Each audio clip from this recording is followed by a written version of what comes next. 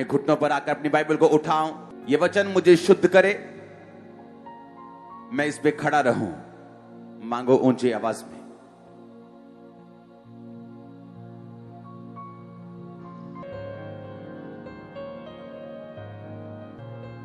उठा के हाथों को बाइबल समेत। मैं तेरा वचन सुनूं और सेम ना रहूं। ऊंची आवाज में। साथ होगा निराश मन में यहोवा युद्ध में साथ होगा, निराश ना हो मन में। यहोवा युद्ध में साथ होगा, निराश ना हो मन में। यहोवा युद्ध में साथ होगा, निराश ना हो मन में। बोलो, आज का वचन मेरे लिए है। मैं इसे सुनकर सेम नहीं रहूंगा, मैं इसे सुनकर सेम नहीं रहूंगी। हाथों को उठाओ, अंगीकार करो एक बार फिर से।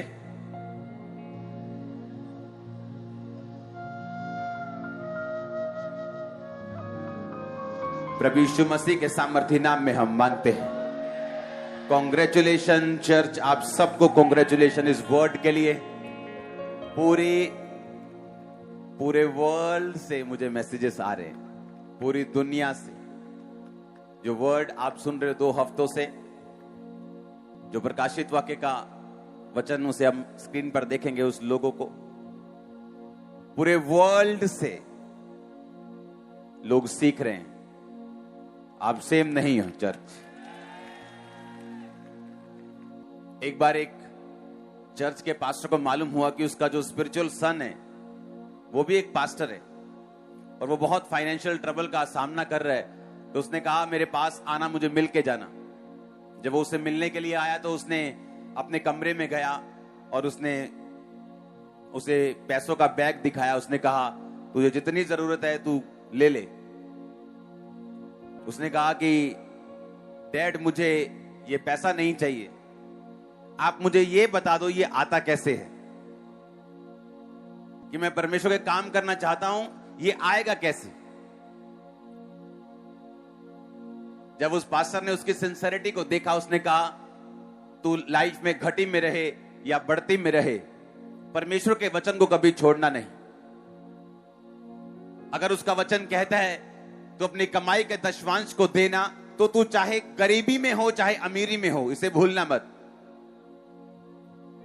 उसने कहा 350 नायरा जब मेरी तनख्वाह थी, यानी आज के इंडियन में लगाओ तो 70 रुपए उस समय। उसने कहा गरीबी हो अमीरी हो, मैं उन पैसों को निकालकर टाइट के लिए रखता था और परमेश्वर ने मेरी चर्च को फलवंत किया। 1999 यानी 1999 में उसने एक बड़ा चर्च बनाया जो दुनिया का सबसे बड़ा पेंटिकोस्टल स्ट्रक्चर बना। आर्किटेक्ट ने कहा 3 साल लगेंगे कम से कम, अगर दुनिया के बेस्ट आर्किटेक्ट भी लगेंगे बनने के लिए। उस पास्टर ने 1 साल में बना के उसे खड़ा किया। देश के प्रधानमंत्री ने उसकी ओपनिंग की। आज वो सबसे ब्लेस्ड चर्चेस में से एक चर्च है नाइजीरिया में। एक रेवलेशन, एक आपकी लाइफ चेंज कर सकती। एक रेवलेशन, एक भेद अगर आपके दिमाग में घुस गया, आपने परमेश्वर के वचन को जान लिया, आपकी लाइफ को ये चेंज कर सकता है। उस पास्टर को एक भेद मिला बाइबल में से। उसने क्या देखा बाइबल में कि जब कभी भी कोई भी पवित्रताई में चला है, वो लंबा चला है और कामयाब चला है और वंशों तक चला है। सेवकाइयां कई तरह की हैं। आप डेमोन्स्ट्रेशन करके, हीलिंग करके, डिलीवरेंस करके अपना चर्च ग्रो कर सकते हैं, लेकिन पवित्रताई में अगर आप ये चीजें करेंगे तो वो परमानेंट रहेगा। अगर गेम्स खेल के करेंगे वो थोड़े दिन का रहेगा। उसने देखा कि उसकी लाइफ में उसको परमेश्वर ने एक हेवनली विजन दिया और उसको भेद दिया कि पवित्रता ही तेरी जिंदगी में बहुत जरूरी है। उसने रोज बोलना शुरू कर दिया कि परमेश्वर, अगर मैं व्यभिचार करूं मुझे कोढ़ हो जाए। उसने अपने ऊपर कर्ज डालने और अपने आप को एक सौगंध के नीचे बांधना शुरू कर दिया ताकि मैं पवित्रता से हिलूं नहीं। उसे मालूम था कि यह बड़ी चीज है मेरी लाइफ में, अगर मैं इसे हासिल कर पाया तो मैं एक लंबी जर्नी पे जा रहा हूं। और आज वो बुजुर्ग हो चुका है, उसके बच्चे पास्टर हैं, उसकी लड़कियां पास्टर हैं, उसके पोते सेवकाई में हैं। यहां तक कि अगर उसका प्लेन हवा में इंजन फेल हो गए, उसका प्लेन तक कहीं डूब नहीं सका, वो मार नहीं सका उसको। पवित्रताई में जब उसे एक रेवलेशन मिली। आप मेरी बात समझ रहे कि नहीं? कितने भेद, सिंगल एक रेवलेशन आपको बाइबल पढ़ते वक्त मिलती, आप वचन सुन रहे हैं आपको मिलती, एक सिंगल रेवलेशन जो आपके दिल में घुस जाती और आपको मालूम होता है कि अब परमेश्वर मेरी जिंदगी में रिजल्ट देगा, मुझे परमेश्वर ने भेद दिया है। आमीन।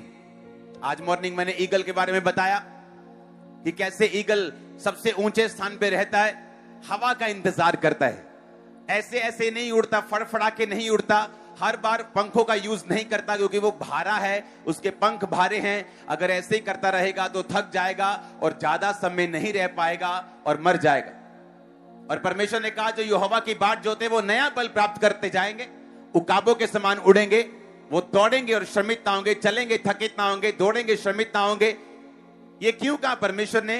क्योंकि परमेश्वर ये बात जानता था कि अगर मेरे क्रिश्चियन लोगों को उड़ना है, उन्हें भी हवा का इंतजार करना पड़ेगा, पवित्र आत्मा की विंड का, पवित्र आत्मा के मसे का, पवित्र आत्मा की मर्जी का इंतजार करना पड़ेगा और उसके हिसाब से उड़ना पड़ेगा। आमीन। इसलिए मैंने कहा अगर आप क्रिश्चियन हैं, आप हर जगह नहीं जा सकते, आप हर काम नहीं कर सकते, दुनिया करती है, दुनिया के रीति रिवाजों को फॉलो नहीं कर सकते, आपको पवित्र आत्मा को फॉलो करना है। यदि एक भेद ही समझ आ जाए तो लाइफ चेंज हो सकती है। आमीन। आपने कभी कबूतर को सांप का शिकार करते नहीं देखा होगा, लेकिन जो ईगल है वो सांप को बिल में से उठा के, समुद्र में से उठा के, लेके, खा के, पी के निकल जाता है। क्यों? परमेश्वर ने उसको ऐसा ही बनाया है। और इस विजन में जो मैंने देखा कि परमेश्वर मुझे ये लोगो दे रहे हैं, और मैं उस समय आपको देना नहीं चाहता कि जब तक मैं आपको ये ना समझा दूं कि हमें लोगों की पूजा नहीं करनी, हमें क्रिएचर्स की पूजा नहीं करनी, हमें स्वर्गदूतों की पूजा नहीं करनी, हमें परमेश्वर के पास रहना है, उसके सामने सिर झुकाना है और हमें परमेश्वर की रेवलेशन को समझना है जो परमेश्वर इस वचन के जरिए हमें देने की कोशिश कर रहा है। आमीन। कि परमेश्वर कह रहा है अगर तुम विंड के सहारे चलोगे, हवा का इंतजार करोगे, पवित्र आत्मा का इंतजार करोगे, मेरी मर्जी का इंतजार करोगे, तो मैं तुमको बिना थके हुए आगे लेके जाऊंगा, ना बल से ना शक्ति से, बल्कि उसकी आत्मा के द्वारा वो वचन कहता है। आमीन। इसीलिए बाज उनको ईगल मार पाता सांप को, दूसरे नहीं मार पाते। वो वहां उड़ पाता जहां दूसरे नहीं उड़ पाते। वो इस बवंडर के ऊपर उड़ता है, हाँ, और दूसरे पंछी बिलों में छुप जाते हैं, वो दूसरी जगह छुप जाते हैं, तीसरी जगह छुप जाते हैं, लेकिन बाज ऐसा नहीं, वो छुपता नहीं। हालेलुया। वो क्या करता है? वो उस स्टॉर्म से ऊपर उड़ता है। अगर यही मिट्टी आम जानवर की आंख में पड़े तो वो उड़ नहीं सकता। बाज की दो आंखें होती और दो पीछे होती, उसकी पलक एक साइड वाली होती, एक सिंपल आंख और ये एक आंख। जब वो उड़ता है स्टॉर्म में, सब एक तूफान में, तो वो अपनी ये वाली पलक ऐसे टेढ़ी कर लेता है और इस पलक से उसकी आंख में कुछ जाता भी नहीं और वो उड़ भी सकता है और देख भी सकता है। अब मेरी बात समझो। उसी तरह क्रिश्चियन व्यक्ति है, आप अगर इन्हीं आंखों से चलना शुरू करेंगे, जैसे मुसीबत आई आपकी आंखें खराब हो जाएंगी, लोग बोलेंगे हाँ भी बड़ा अच्छा था पर कोई एक्सीडेंट हो गया, किसी की मम्मी को कैंसर हो गया, उसके बाद बस उसका विश्वास टूट गया। लेकिन अगर उसकी स्पिरिचुअल आईज ओपन होंगी और दूसरी आंखें बंद होंगी, वो पार कर पाएगा उस स्टॉर्म को, उस तूफान को, और आगे बढ़ पाएगा यीशु मसीह के नाम में। अब मैं इसको कंटिन्यू करूंगा। अगर आपको पूरा सुनना है, आप मॉर्निंग की प्रीचिंग सुनो। अब इसके आगे क्या है? जब परमेश्वर हमें ईगल के बारे में बताता है, परमेश्वर एक रेवलेशन आपको दे रहे। अगर आपको रेवलेशन ये समझ आ गई, आपको ये भेद समझ आ गया, आपकी लाइफ में ये बड़ा काम करने वाला है, जबरदस्त काम करने वाला है। अगर आपको समझ आ गया मुझे समर्पण करके किस तरह से चलना है, मुझे अपनी मर्जी नहीं करनी, मुझे समर्पण करना और पवित्र आत्मा के मस्से का, पवित्र आत्मा की गाइडेंस का इंतजार करना, वही मुझे आगे लेके जाएगा, वही मेरे भार को संभाल सकता है। इसलिए परमेश्वर ने कहा तुम अपना जुआ नहीं उठा सकते, तुम अपने आप नहीं चल सकते, मुझसे अलग होकर तुम कुछ भी नहीं कर सकते, तुम्हें हर पल मेरी जरूरत होगी, क्योंकि तुम टहनिया हो, तुम दाखलता से अलग होकर कुछ भी नहीं कर पाओगे। हालेलुया। सबसे एक अगर अलग चीज जो सुबह मैंने नहीं बताई, बताता हूं। जो ईगल्स होते हैं, जो उकाब होते हैं, वो पेशेंस वाले होते हैं। अगर एक पहाड़ के ऊपर उकाब बैठा है और उसने एक खरगोश को देख लिया कि खरगोश एक जमीन से निकला है और वो उसका शिकार करने चला और वो बिल में छुप गया, बाद 6 घंटे भी बैठकर उसका वेट कर सकता है। वो 6 घंटे आराम से पेड़ पे बैठ सकते हैं उसका इंतजार करने के लिए कि जब ये बाहर आया, ये गया। पेशेंस उसके दिल में है, धीरज उसके दिल में है। जब वो शिकार करता है पेशेंस के साथ करता है। वो जब देख लेता है कि इस बिल में खरगोश घुसा है, वो पेशेंस रखता है और घंटों वहां पर बैठ सकता है और उसे मालूम है ये बाहर निकलने वाला है और ये निकलेगा। और जब वो निकलता है वो उसे पकड़ लेता है। प्रेम, आनंद, शांति, धीरज, कृपा, भलाई, विश्वास, नम्रता, संयम, 9 फल परमेश्वर आपको देता है, हां या ना? ईगल में ये फल है पेशेंस का। वो पेशेंस रखता है, उसके अंदर एक धीरज है, उसे मालूम है मुझे इंतजार करना है, मुझे भागना नहीं। उसे पता है कि ये खरगोश बाहर आएगा। वो पेशेंस में उसकी वेट करता है। जो यहोवा की बाट जोते हैं, जो यहोवा का इंतजार करते हैं, वो नया बल प्राप्त करते जाएंगे। तुम्हारा फाइनेंस मैं देख रहा हूं स्पिरिट में नए बल को प्राप्त करते हुए। मैं तुम्हारी लाइफ को, तुम्हारी फैमिली को नए बल को प्राप्त करते हुए देख रहा हूं। इस मीटिंग के बाद, आज रात की मीटिंग के बाद तुम नए बल से उड़ोगे, नए बल से चलोगे, तुम थकोगे नहीं। आमीन। ऊंचा चाहिए, फायर वाला चाहिए, यीशु मसीह के सामर्थ्य नाम में। Hallelujah, hallelujah, hallelujah, hallelujah. वो पेशेंस रखता है, पेशेंस रख के बैठता है। उसे कोई जल्दी नहीं। उसका अच्छा गिफ्ट, उसकी दलेरी, उसका करेज उसको धीरज भी खोने पर मजबूर नहीं करती। वो बैठ जाता है। उसे मालूम है खरगोश अंदर गया है तो बाहर तो आएगा ही, कुछ खाने के लिए आएगा, कुछ घूमने के लिए आएगा, तो वो वहां बैठकर उसका इंतजार करता है। क्या आप इंतजार करते हैं परमेश्वर का? जब वो देर करे किसी काम के लिए, जिस तरह वो लाजर की जिंदगी में कर रहा था। बहनों ने बोला आजा प्रभु, तेरा भाई, तेरा दोस्त बीमार है। बाइबल कहती है यीशु मसीह जानबूझकर और रुक गए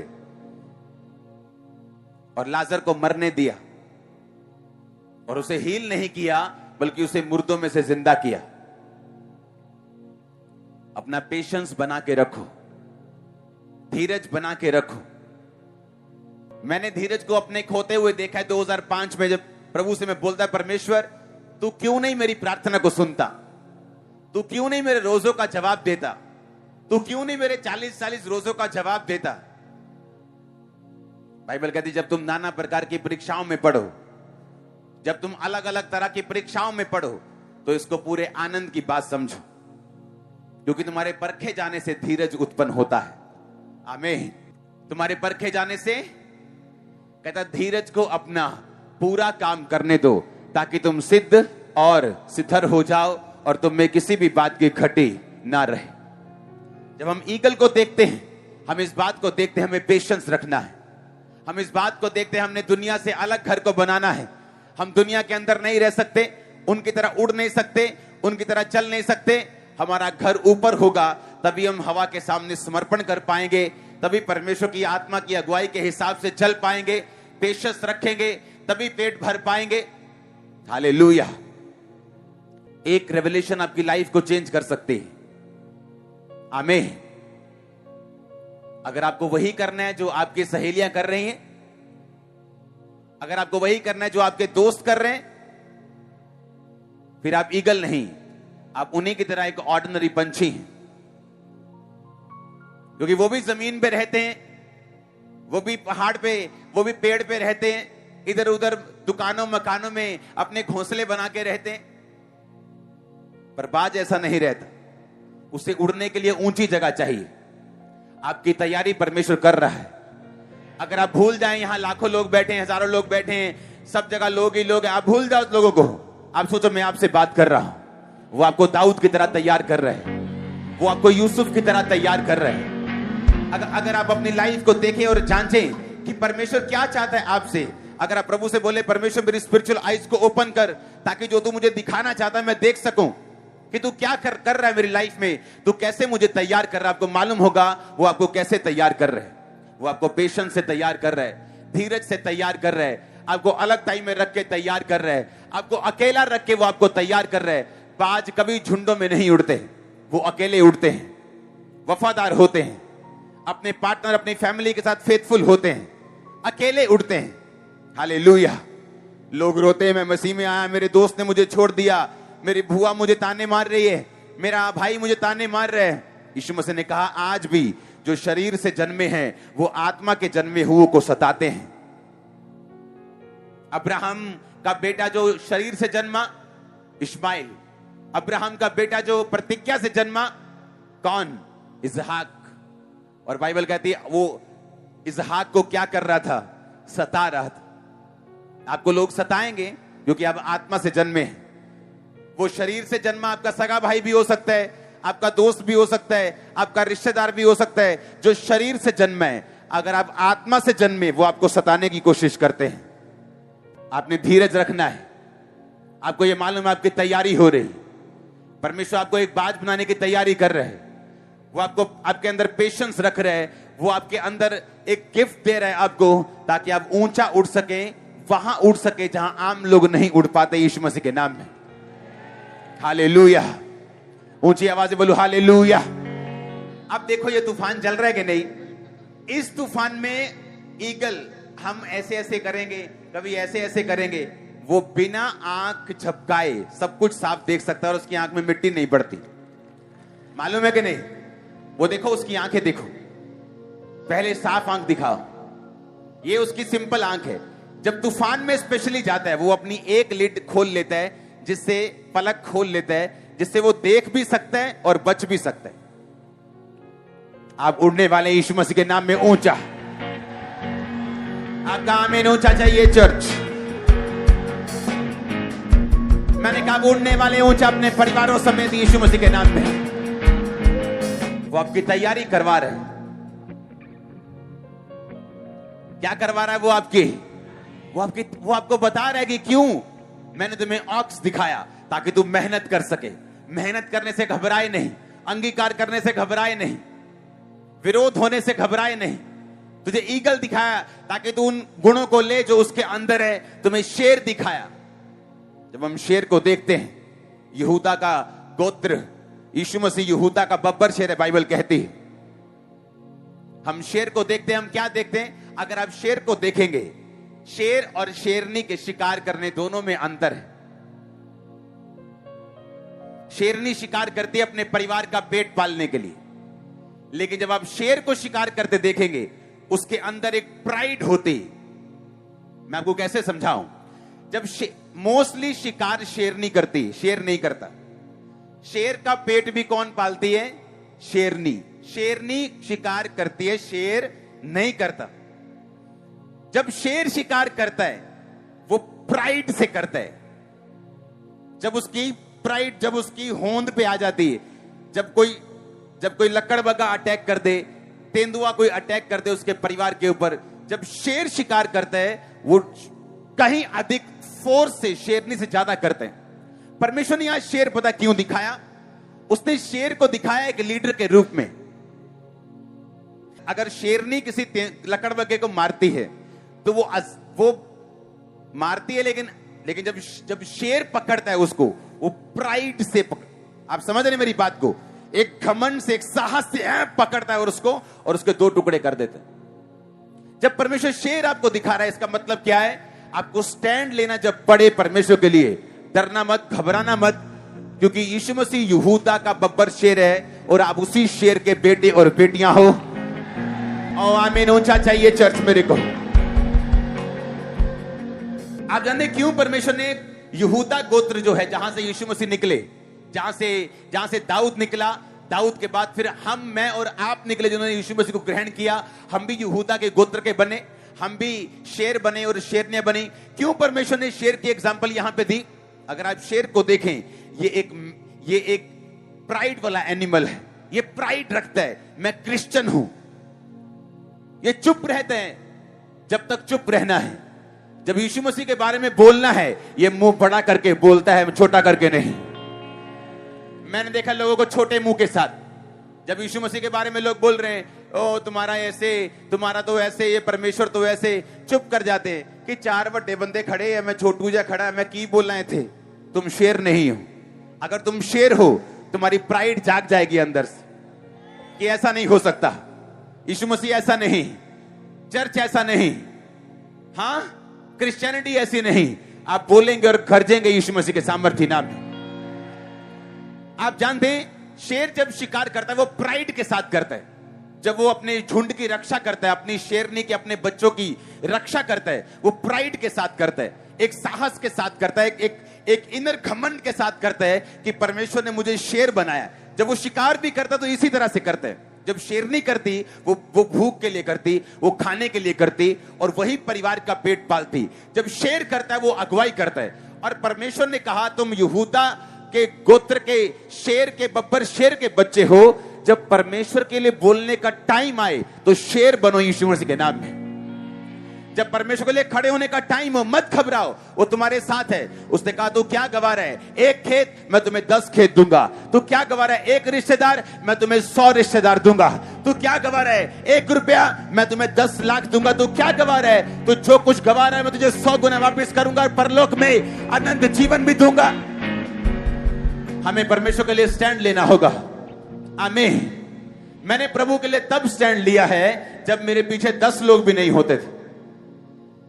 लोग सोचते हैं आज तो आपके पीछे 20 लाख लोग हैं, आप तो कुछ भी बोल सकते हैं, आप तो स्टैंड ले सकते हैं। लेकिन मैं तब से स्टैंड ले रहा हूं जब मेरे पीछे 10 लोग भी नहीं थे।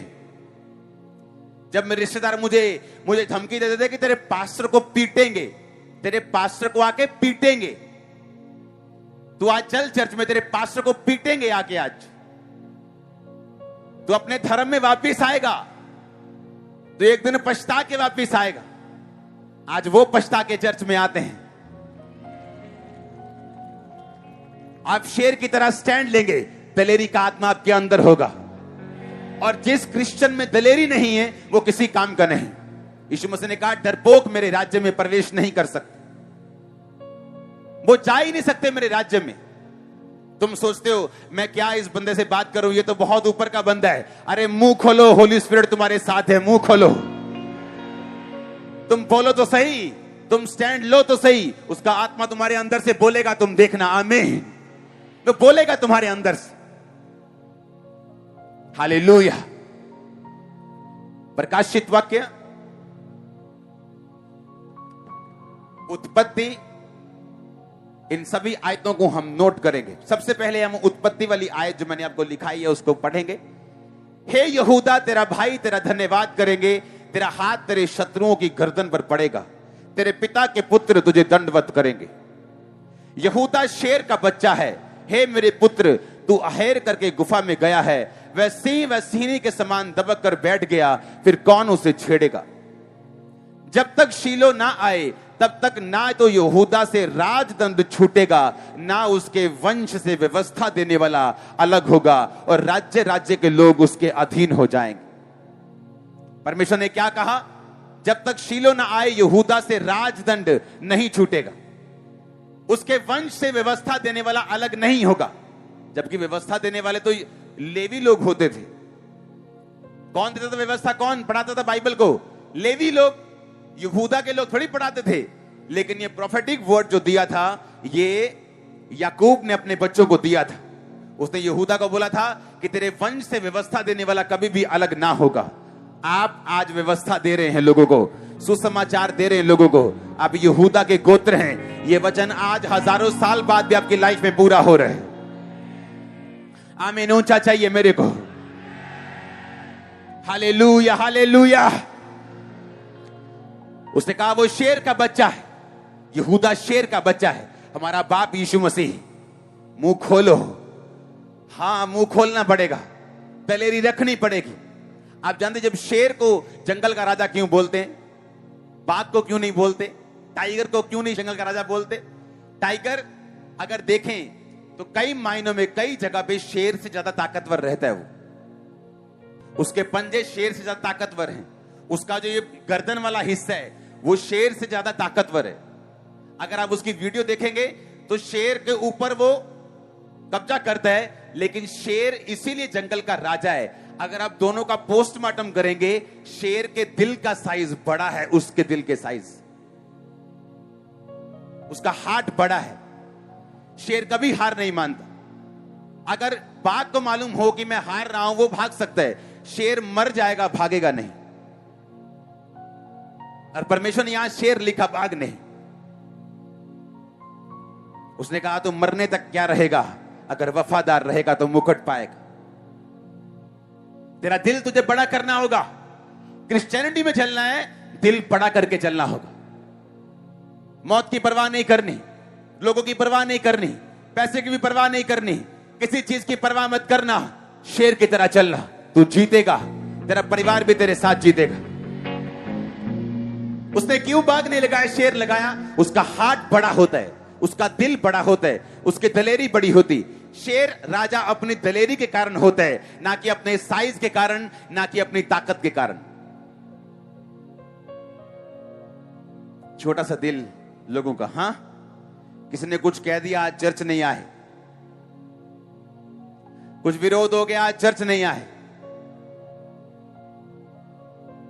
किसी बंदे ने घेर लिया, चर्च में पूरी तरह से वचन सुनाना ही बंद कर दिया। अब आधा वचन देते हैं ताकि विरोध ना हो। अरे तुम खड़े तो रहो शेर की तरह। कहता तुम्हारा हाथ तुम्हारे शत्रुओं की गर्दन के ऊपर पड़ेगा। तुम पर शत्रु ट्रबल नहीं कर पाएंगे, तुम पर जीत नहीं पाएंगे। अटैक कर सकते हैं पर वो जीत नहीं सकते। अगर आपको जीतना है, उसका एक रास्ता है। अगर आपको परमेश्वर के उन आशीषों को लेना है जो आपके लिए बनाई गई, तो उसका एक वे है जो परमेश्वर हमें वचन के जरिए हमें देता है। हमें ऊंचा उड़ना है, हमें पवित्र आत्मा का इंतजार करना पड़ेगा। हमें विक्ट्री लेनी है। हाथ शत्रुओं की गर्दन पर पड़ता हुआ देखना है। वो शत्रु बीमारी हो, वो शैतान हो, वो जादू हो, वो कर्स हो, वो टोना हो, तो हमें शेर की तरह गरजना पड़ेगा। शेर की तरह हमें चलना पड़ेगा। दिल बड़ा रखना पड़ेगा। छोटे दिल से काम नहीं चलेगा, डरपोक पुणे से काम नहीं चलेगा। हालेलुया। जब शेर आता है तो आपके अंदर एक प्राइड आनी चाहिए कि मैं क्रिश्चियन हूं। क्रिश्चियनिटी के लिए जहां खड़ा करना रहना पड़ेगा, मैं खड़ा होऊंगा। जहां बोलना पड़ेगा, मैं बोलूंगा। वो बॉस क्यों ना हो, वो एमएलए क्यों ना हो, वो कोई भी क्यों ना हो। अगर मैं किसी से मिलता हूं तो जय मसीह की बोलता हूं आज भी। वो चीफ मिनिस्टर हो, वो एमएलए हो, वो एमपी हो, वो कोई भी हो। घमंड से नहीं, बेइज्जती से नहीं, लेकिन एक क्रिश्चियन प्राइड से कि जय मसीह की। अपना मुंह खोलो, परमेश्वर तुम्हारे साथ है। जब आत्मा तुम पे उतरेगा, तुम फलवंत होगे, बरकत पाओगे, दलेरी पाओगे। और वो दलेर लोगों के साथ है। दाऊद ने छुप छुप के गोलियत को नहीं मारा, पीछे पड़ के ऐसे ऐसे ऐसे ऐसे चल के नहीं मारा। बाइबल कहती है उसने फ्रंट में आगे बढ़ के उस पत्थर को रिलीज किया और वो उसके माथे में घुसा। आप जानते हैं कि परमेश्वर आपके साथ है। आपको फॉरवर्ड बढ़ना है, आपको आगे बढ़ना है, आपको फ्रंट पे जाना है, पीछे नहीं हटना, बैकवर्ड नहीं जाना, पीछे नहीं जाना। अपना हाथ हल पर रखकर पीछे नहीं देखना। उसने कहा अपना हाथ हल पर रखकर जो पीछे देखेगा वो मेरे योग्य नहीं। तो दो लोग चक्की पीसते होंगे, एक ले लिया जाएगा, एक छोड़ दिया जाएगा। दो लोग चक्की पीसते होंगे, एक स्वर्ग में उठा लिया जाएगा, एक छोड़ दिया जाएगा। कौन उठा लिया जाएगा और कौन छोड़ दिया जाएगा? जिसके हाथ दाने पर हैं वो संसार को दर्शाता है, और जिसका हाथ चक्की पर है वो परमेश्वर को दर्शाता है। जिसका हाथ संसार में है वो छोड़ दिया जाएगा, जो चक्की चला रहे वो उठा लिया जाएगा। दो जने हल चलाते होंगे, एक छोड़ दिया जाएगा, एक उठा लिया जाएगा। यीशु मसीह ने कहा जो अपना हाथ हल पर रखकर पीछे देखेगा वो छोड़ दिया जाएगा, दूसरा उठा लिया जाएगा। तुम अब कहां जाना चाहते हो? यहीं छोड़े जाना चाहते हो कि स्वर्ग में उठाए जाना चाहते हो? परमेश्वर की ग्रेस चाहते हो कि नहीं चाहते हो? तुम्हें आगे देखना होगा। बीमारी के बावजूद भी, कलेश के बावजूद भी, दुखों के बावजूद भी, सवाल का जवाब ना आए तब भी बावजूद भी तुम्हें फ्रंट ही देखना पड़ेगा। यही तुम्हारी जर्नी है, यही तुम्हारी मंजिल है, यही बरकत को निकाल के, हीलिंग को निकाल के तुम्हें देगी, यही तुम्हें आगे बढ़ाएगी, यही तुम्हारी इज्जत को भी बढ़ाएगी, यही परमेश्वर की मर्जी को पूरा भी करेगी, यही तुम्हारे वंश को ब्लेस भी करेगी। आगे बढ़ना है यीशु के नाम में, आगे बढ़ना है यीशु मसीह के नाम में। शेर बनना है, आमीन। शेर बनना है, आमीन। दिल बड़ा रखना है, परवाह नहीं करनी। उसने कहा, एक चेला नाराज हो गया, कहता यीशु मसीह के पांव पे अगर आज के हिसाब से लगा लो तो 500 रुपया रोज की दिहाड़ी अगर लगा लो तो 1,80,85,86,000 का इत्र ले। अभी ये तो खराब करता, आपा सवेरे लंगर ला देना सी, किन्ने बंदे रह जाते नहीं आपा सवेरे। यीशु मसीह ने कहा जो कुछ मुझ पर उंडेला गया वो कभी वेस्ट नहीं होगा, क्योंकि जब तुम मेरे मरने के बाद मेरी बॉडी के ऊपर सुगंध द्रव्य लगाने के लिए जैसे लोग रीति रिवाज के अनुसार जाते थे इजरायलियों की, तुम्हें वो टाइम नहीं मिलेगा, तुमने पहले ही वो लगा दिया। परमेश्वर के ऊपर उंडेला गया, तुम्हारा कैरियर वेस्ट नहीं। उसके ऊपर उंडेला गया, तुम्हारा परिवार वेस्ट नहीं, तुम्हारे छोटे के रिश्तेदार वेस्ट नहीं। लोग बोलेंगे, और जो बोलते हैं ना वो चोर होते हैं कि ऐसा क्यों किया। मेरे दोस्त जो मसीह में जब मैं आया मेरे साथ थे, वो मुझे अमीर असामी समझ, सामी होंगे ना, ये असामी बड़ी तगड़ी भाई अमीर, इन्हों की पता पैसे दा चर्च आंदा, पेट्रोल दे दे, आप बोदे ओ बोदे, इन्हों की पता पैसे दे, इन्हों कुछ नहीं पता। उनके हिसाब से मैं मूर्ख था कि चर्च में पैसे खर्च रहा था। पास्टर को इधर ले जा, तेल भरवा दे, दरी ले आ, टेंट ले आ, सारा दिन सेवा कर, रात को 2 बजे घर जा। आज उन्हें मालूम है मैं कहां पे हूं। हालेलुया। उन्हें मालूम है उस पे किया गया परिश्रम व्यर्थ नहीं होता, उस पर उंडेला गया कुछ भी व्यर्थ नहीं होता।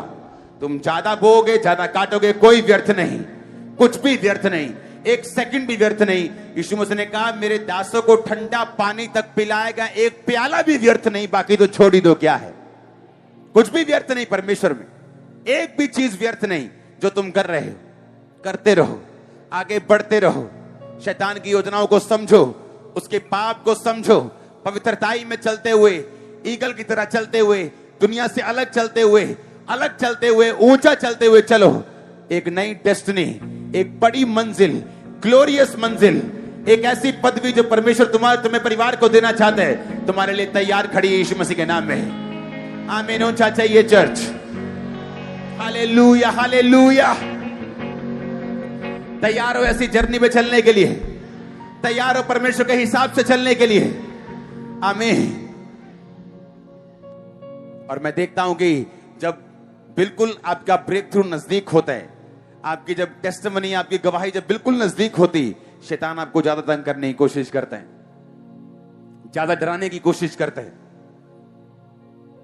ज्यादा आपको भरमाने की कोशिश करता है। क्योंकि शैतान को सब चीजें मालूम तो नहीं, लेकिन कुछ कुछ उसको मालूम होता है। उसको मालूम होता है ये व्यक्ति ब्लेसिंग लेने वाला है। उसे कुछ कुछ अंदेशा होता है कि जिस तरह से ये चल रहा है, अब ये ब्लेस होगा। उसे कुछ कुछ तरह से मालूम होता है। इसलिए आप नोटिस करते, जब आपकी लाइफ में कोई बड़ी ब्लेसिंग आने वाली हो, बड़ा ब्रेक थ्रू आने वाला हो, आप परीक्षाओं का सामना करते हैं, अलग अलग तरह के विरोध का सामना। आप बोलते हैं मैं तो बिल्कुल सही चल रहा हूं, ये ऐसा क्यों होने लगा, ये ऐसा क्यों होने लगा।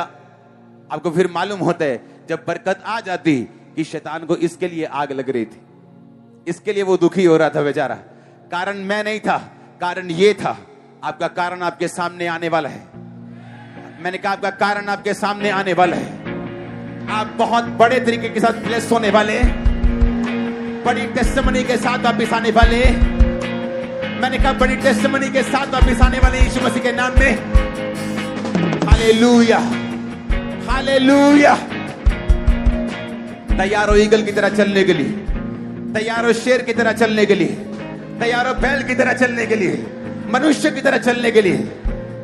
आमीन, आमीन। जहां मनुष्य का चेहरा आता है उसके बारे में अगले हफ्ते हम बात करेंगे कि मनुष्य का चेहरा क्यों आता है इस 4 क्रिएचर्स में। ये मनुष्य का चेहरा वो नहीं जो हम देख रहे हैं, इसके पीछे एक भेद है कि क्यों परमेश्वर ने 3 चेहरे और 1 चेहरा मनुष्य का रखा। मैंने कहा एक भेद अगर इंसान समझ जाए अपनी लाइफ के लिए, पूरी लाइफ, पूरी फैमिली, पूरी जनरेशन चेंज हो सकती एक भेद के कारण। जब उसके दिल में घुस जाए कि परमेश्वर मुझसे क्या कह रहे हैं और जो मैं देख रहा हूं, जिस रेवलेशन पे मैं बिलीव कर रहा हूं, ये बिल्कुल सच्ची है। शैतान रेवलेशन के साथ फाइट करने की कोशिश करता है, आपको मालूम। उसने कहा जब वचन सुनाया जाता है तो शैतान आके उसे चुरा के लेके जाता है, पंछी उसे चुग लेते हैं जो सड़क के किनारे होते हैं। मेक श्योर जो रेवलेशन मैंने आपको दी है, आप कल से फास्टिंग में जाएं, प्रेयर करें, इस पे मनन करें, परमेश्वर से बोलें खुदावंद मुझसे बात कर, मेरी लाइफ को इस तरह से चलने में मदद और सहायता कर। क्योंकि आपको मालूम नहीं जिस चीज को आप चाहते हैं वो वचन के पीछे छुपी हुई। हालेलुया। जिस बरकत को आप चाहते हैं वो वचन के पीछे। लोग बरकत लेते हैं, हीलिंग लेते हैं, वापिस आते हैं, हीलिंग गमा देते हैं और पास्टर्स आके बोलते हैं हमारी चर्च में लोग आते हैं, हीलिंग लेते हैं और चले जाते हैं। क्योंकि तुम्हारे पास है ही हीलिंग देने के लिए, तो वो वही लेंगे और चले जाएंगे। लेकिन अगर तुम वचन दोगे, वो हीलिंग लेके जाएंगे और हीलिंग को संभाल के रखेंगे। क्योंकि वर्ड उनको मेंटेन करने में सहायता करेगा, उनको बनाने में सहायता करेगा, मुश्किलों में सहायता करेगा, ब्लेसिंग में सहायता करेगा, उसको मेंटेन करने के लिए भी। आप इतने ब्लेस होंगे, इतने ब्लेस होंगे कि वचन से मेंटेन करेंगे अपनी ब्लेसिंग्स को यीशु मसीह के नाम में। Hallelujah, hallelujah. तैयार है इस तरह से चलने के लिए, बड़ा दिल रखने के लिए, ऊंचा घोंसला बनाने के लिए, सांप का शिकार करने के लिए। Hallelujah, hallelujah. ये वर्ड जब हम समझ जाते हैं कि परमेश्वर ने मुझे वचन के गहरे भेद दिए हैं। इमेजिन करो बंदा बोल रहा है परमेश्वर मुझसे बात कर, मुझसे बात कर, अपनी मर्जी मुझे बता, और आज तक बाइबल नहीं खोली। जिसने लिखा हुआ वचन नहीं पढ़ा, परमेश्वर उसके कान में कभी बात नहीं करते। आज प्रोफेटिक चेंज कर दिया लोगों ने, उसको करप्ट कर दिया, उसको गंदा कर दिया। एक रियल प्रॉफिट वर्ड में बहुत डीप होता है अगर वो रियल है तो। क्योंकि वो रियल अगर प्रॉफिट है, क्योंकि वो प्रॉफिटिक वर्ड में जाके आता है। जब आप बहुत वचन में जाते हैं, आप बोल रहे मैं प्रोफेटिक में हूं और वचन आपको एक पास्टर के बराबर भी नहीं आता। एक पास्टर भी आपसे अच्छा वचन दे लेते, क्योंकि जो वर्ड है, अगर आप वर्ड में जाएंगे और बाइबल को अपना बेस्ट फ्रेंड बनाएंगे, जितना अधिक आप बाइबल पढ़ेंगे उतना अधिक आपकी प्रोफेटिक मिनिस्ट्री के चलने के चांस, उतना अधिक परमेश्वर आपसे बात करेगा। आपको यह चांस होना चाहिए, पता होना चाहिए। नहीं तो फिर आपको फेसबुक का सहारा लेना पड़ेगा, डाटा का सहारा लेना पड़ेगा। क्योंकि वर्ड में अगर आप घुसे, वचन की गहराई में घुसे, आपको परमेश्वर के हार्ट का मालूम होता है और परमेश्वर फिर आपसे बात करते हैं। ये पास्टर्स के लिए मैं कह रहा हूं, आमीन। जितना वर्ड में आप जाएंगे, जितना वचन में आप जाएंगे, उतना प्रोफेटिक में आप बढ़ते हैं। जितना वर्ड की गहराई में जाते हैं उतना प्रोफेटिक में बढ़ते हैं। और अगर आप वचन की गहराई में हैं, आपका प्रीच दर्शाता है कि आप वचन की गहराई में हैं। क्योंकि जो कोई अंदर होता है वो ही बाहर होता है। जो अंदर है ही नहीं कुछ, फिर बाहर कुछ नहीं आ सकता। फिर आप बातें करेंगे, 4 लोगों को हीलिंग डिलीवरेंस का झांसा देके भेज देंगे, क्योंकि आपके पास वर्ड नहीं। और ये कड़वी सच्चाई है आज के सिचुएशन की। जब वर्ड नहीं, लोगों की लाइफ में जब मुसीबत आती, उनको मालूम नहीं अब करना क्या है। अब दिल बड़ा रखने के पीछे हटने के ऊंचा और जाने के नीचे जाने, कुछ नहीं मालूम। हालेलुया। जब तूफान आता है बाज के पास तूफान के ऊपर उड़ने के अलावा और कोई भी रास्ता नहीं होता। जब आपकी लाइफ में मुसीबत आई, आप क्रिश्चियन हैं, आपके पास उस मुसीबत से ऊपर उड़ने के अलावा और कोई भी रास्ता नहीं है। क्या बैकस्लाइड हो सकते हैं? बोलो, क्या हट सकते हैं परमेश्वर से? तो क्या फिर उसी मुसीबत में रहें और लोगों की बातें सुने? नो, फिर क्या करें? हमें स्पिरिचुअल आइज बाज की तरह वो अपनी वाली खोलनी पड़ेगी, दिल बड़ा करना पड़ेगा, शेर की तरह उड़ना पड़ेगा स्टॉर्म से ऊपर, जैसे कि आप उड़ने वाले हैं। आमीन हो जाए। वही तो मैंने कहा, फिर क्या करेंगे जब स्टॉर्म आए? उसको तो आप रोक नहीं सकते। अभी तूफान आने वाला, क्या करते तुम? वो प्रेयर से रुके, वो एक अलग चीज है। लेकिन अगर परमेश्वर अलाउ करे तूफान को, फिर क्या करोगे? दो ही रास्ते, या पीछे हट जाओगे, क्या हटने के लिए तैयार हो? नहीं। तो उस बात को मालूम है, मेरी स्पिरिचुअल आइज ओपन करो, ये आंखें बंद करो, अब नई पलक को ऐसे ऊपर करो, स्पिरिचुअल आइज ओपन करो और वहां उड़ो जहां स्टॉर्म नहीं, उसके बीमारी के ऊपर, उस ट्रबल के ऊपर, उस दुष्ट आत्मा के ऊपर, उस दुखों के ऊपर। मैं तुम्हें मसा करता हूं पर उड़ने के लिए यीशु मसीह के नाम। खड़े हो जाओ, खड़े हो जाओ। मैंने कहा मैं तुम्हें मसा करता हूं उसके ऊपर उड़ने के लिए यीशु मसीह के सामर्थ्य नाम में। आमीन हो जाए। आशीष तुम्हारी। मैंने कहा मैं तुम्हें मसा करता हूं ऊपर उड़ने के लिए। हालेलुया। आमीन हो जाए। आशीष तुम्हारी। परमेश्वर के वचनों को सुनने के लिए हमारे चैनल को सब्सक्राइब कीजिए और हमारी लेटेस्ट वीडियो सबसे पहले देखने के लिए बेल आइकन को प्रेस कीजिए।